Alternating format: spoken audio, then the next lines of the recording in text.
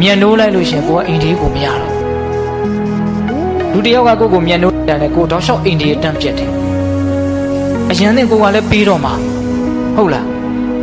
အဲ့ဒီအချိန်မှာအဲ့ဒီလူကအဲ့ဒါကိုပြန်ရုပ်သေးသွားရင်ဟာကျန်းနေပြန်ပြီ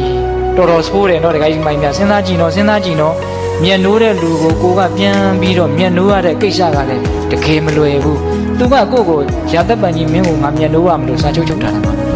သူစိတ်တိုင်းမကြတဲ့အချိန်သူခွာသွားမှာပဲသူခွာသွားတာနဲ့ကိုခံရပြီအစာတဲကစားကိုကအိန္ဒိယသွားပြက်တာကိုမင်းမြန်နိုးတော့ငါအသာလေးနေပြီဆိုကိစ္စမရှိဘူးတော်တော်မလွယ်ပါဘူးဗျလူတွေကချစ်စရာကောင်းရင်မြန်ချစ်လိုက်တာမုန်းစရာကောင်းရင်မြန်မုန်းလိုက်တာအဲ့ဒီချစ်ချင်းမုန်းချင်းနှစ်ပါးနဲ့လူတွေဟာပြာရခတ်ပြီးတော့အလုပ်တွေရှုပ်နေတယ်လို့ထင်တာပဲဒီကိစ္စမှမြဟုတ်လားအဲ့ဒါဟုတ်တယ်ဗျအချိန်တိုင်းချစ်သူအတွက်လုပ်ရတယ်